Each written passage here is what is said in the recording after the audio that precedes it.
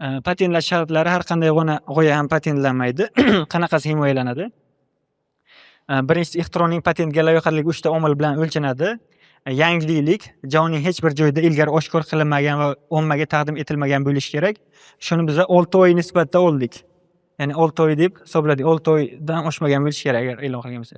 Ixtirochilik darajasi, soha mutaxassis ham buni oddiy ko'rinish emas, murakkab konstruktiv yechim sifatida baholash kerak.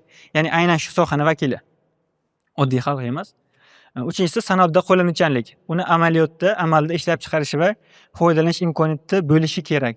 Aynan amalda degan paytda boshida aytib o'tdim, qishloq xo'jaligi, tibbiyot, o'sha dori ishlab chiqarish, meditsina yoki sanoatni o'zida, korxonalarda, fabrikalarda qo'llash imkoniyati mavjud bo'lishligi asosiy omil sifatida hisobga olinadi ixtiroda.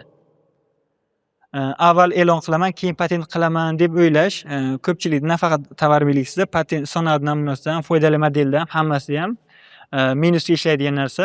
Yaratgan barcha g'oyalaringizni ro'yxatdan o'tkazishdan oldin ijtimoiy tarmoq, konferensiya yoki ko'rgazmada ochiq ko'rsatsangiz, uni o'z qo'lingiz bilan yangilikdan mahrum qilasiz. Keyin patent olish murakkablashadi. Bu hammasida ishlaydi. Qo'yda oldin topshiring, ya'ni oldin ro'yxatdan o'tkazing, hech bo'lmasa patentlashga talabnoma topshiring, keyin ko'rsating ommaga. Nimalarni patent qilib bo'lmaydi? Shularga ham alohida to'xtalganmiz. Ilmiy qoidalar va nazariyalarni patent qilib bo'lmaydi. O'yin va biznes yaratish qoidalari, bularni ham patent qilib bo'lmaydi. Axloq va jamiyat tartiblariga zid yechimlarni patentlab bo'lmaydi. Sof matematik usul va algoritmlarni patentlab bo'lmaydi.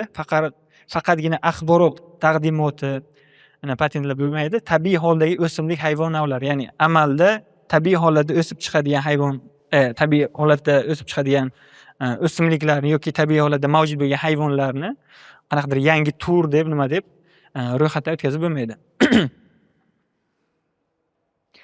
Ko'pincha ularning amaliy qo'llanishi boshqa obyekt sifatida himoyalash mumkin, mutaxassislar maslahatlashib kerak.